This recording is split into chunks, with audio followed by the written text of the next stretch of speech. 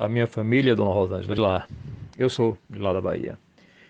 E assim, meu interior, que é em Rio Real da Bahia, eu lembro que quando a eleição de 2018 aconteceu, eu tive lá, e aí minha mãe, ela votou em, em Bolsonaro, porque minha mãe, a igreja orientou a votar em Bolsonaro, que minha mãe é da igreja quadrangular. E meu pai, ele não tem religião, ele é católico, e o padre lá orientava a votar em Haddad. E aí meu pai, já assim, não votava só por isso não, porque meu pai era muito Lula, porque Lula era pai do pobre, porque Lula melhorou isso, porque melhorou aquilo, e etc e tal. E um irmão meu seguiu meu pai, a minha irmã votou em Bolsonaro, eu votei em Bolsonaro, um outro irmão meu que mora no sertão da Bahia, em Capim Grosso, também votou em Bolsonaro. E era uma rivalidade muito grande lá na cidade. E assim, 80% das pessoas lá eram petistas. Né? A Bahia era infestada de petista. E quem era Bolsonaro lá era caladinho, se manifestou no dia da urna. Só para a senhora ter uma ideia, quando apuraram os votos no segundo turno, lá o Haddad teve 80% dos votos e Bolsonaro teve apenas 11% dos votos. As outras pessoas que não queria votar em Haddad e não queria votar em Bolsonaro terminaram votando nulo e em branco. Eu sei que o resultado é que lá Haddad teve 80% dos votos e Bolsonaro teve 11%. Passado mais ou menos uns 2 anos depois que Bolsonaro ganhou a eleição, eu fui lá fazer uma visita à minha mãe, passar um final de semana lá, eu, meu filho, minha sobrinha e tal. Quando a gente chegou lá, aí eu conversando com a minha mãe disse bem assim, a coisa aqui agora mudou, meu amigo. Quem falar de Bolsonaro aqui agora apanha. Eu disse, mamãe é mesmo, até seu pai agora, que era doente Lula, hoje disse que vota em Bolsonaro. Aí pronto, aí eu comecei a sair, conversar com as pessoas e aí não sabia do porquê. Lá tem um local da minha cidade que se a senhora plantasse mandacaru não dava. E aí, umas viagens aí da ministra Damares, ela foi fazer uma visita por uma questão, eu não sei bem de que foi, mas eu sei que ela passou lá para fazer uma visita lá para resolver umas coisas dessa questão da pasta dela e ela viu alguma situação lá e ficou muito triste com o que viu.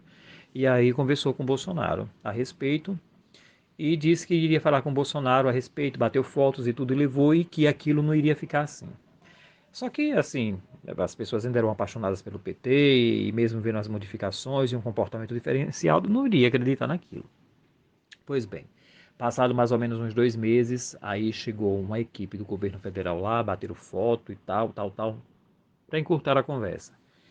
É, que a maioria daquele pessoal tudo recebia Bolsa Família e por isso é aquela toda. Uma região boa mesmo, eu acho que deve ter mais ou menos assim uns 16 a 17 mil habitantes naquela região dessa situação. E aí foi feito irrigação, foi feito umas casas de farinha que o próprio governo fez, foi feito uma série de coisas que fizeram lá.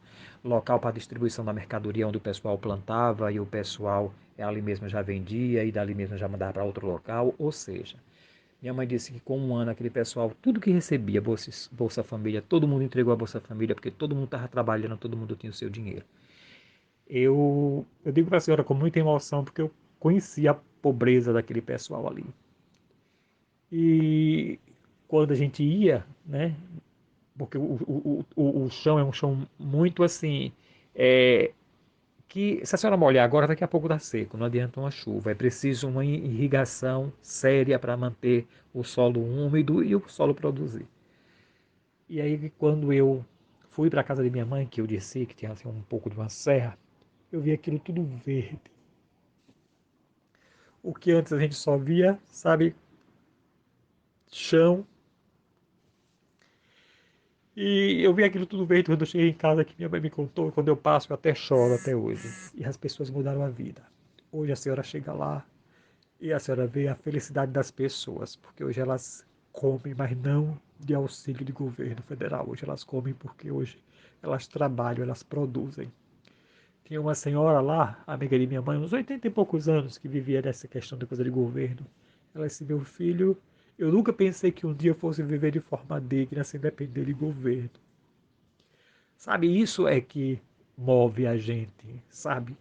E a gente vê um bando de canalha que nunca fez nada, querendo poder para roubar, para desviar dinheiro e agora querendo armar uma arapuca para perseguir um homem de bem. Que sabem que eles estão desesperados desse jeito, sabe? Porque eles sabem que ele ganha a eleição em primeiro turno. Porque eles sabem perfeitamente que essas pesquisas que aí estão, dona Rosângela, elas são mentirosas, porque se elas fossem verdadeiras, se eles tivessem conhecimento disso, faltando apenas um ano e pouco para uma eleição, eles teriam uma certeza de que eles iam estar eleitos, eles não estariam fazendo o que eles estão fazendo.